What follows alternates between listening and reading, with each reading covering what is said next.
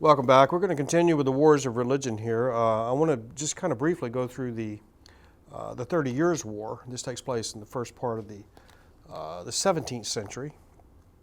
It takes place primarily on the continent and focused around the Holy Roman Empire. Again, there's this notion of religious uniformity within the Holy Roman Empire. And it's going to manifest itself in I'm going to call it 4 different phases. We have what we call the Bohemian Phase. This is the early part of the 17th century, from 1618 to about 1625. Here, the Holy Roman Emperor Ferdinand II, again, is seeking religious uniformity.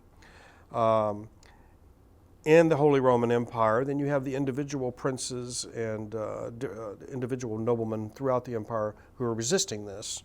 And this, of course, is triggers this phase of the wars of religion.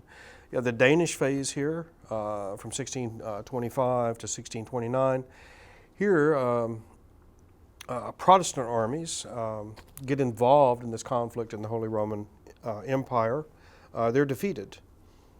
Ferdinand's Edict of Restitution in 1629 severely curtailed the rights of Protestants within the empire.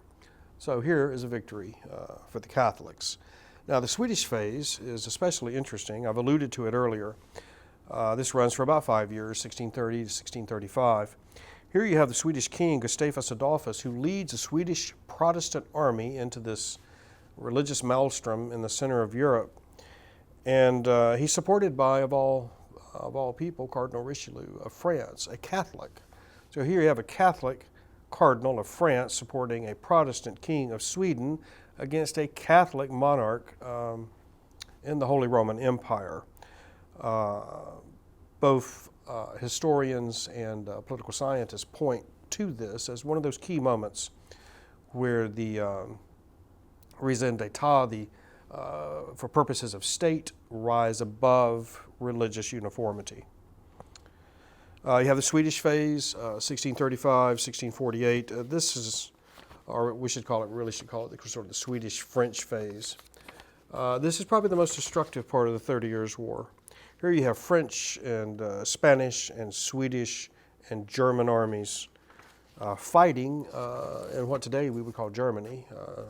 Then we would call it the Holy Roman Empire.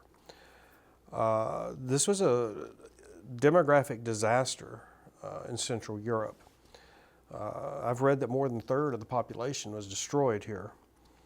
And it's been called the worst catastrophe since the Black Death of the 14th century.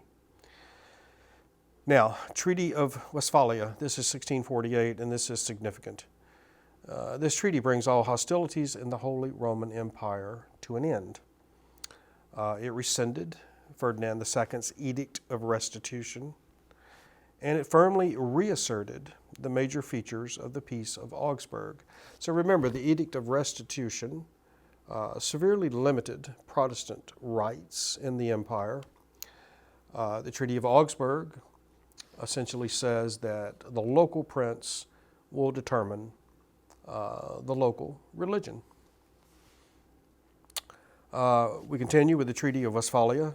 Calvinists are given official legal recognition.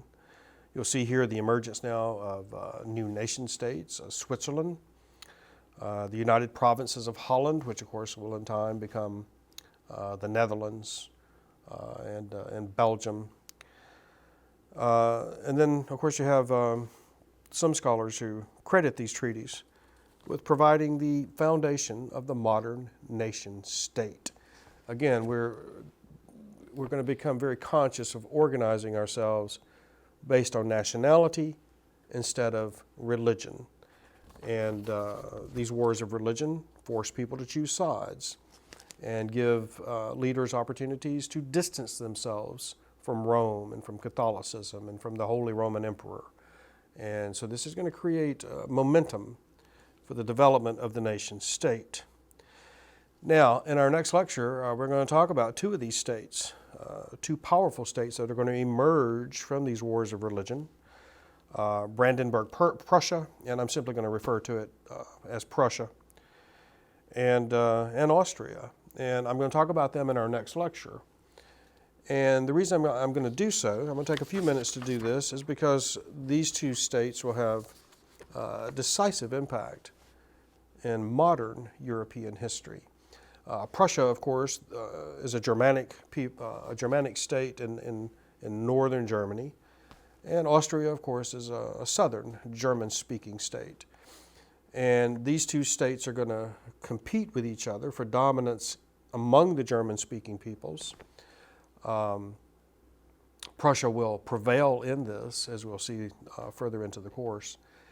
And then, of course, in the 20th century, we'll see a genuine tragedy here as Germany will envelop Austria. This is during Hitler's Third Reich, and Austria will actually become part of Greater Germany.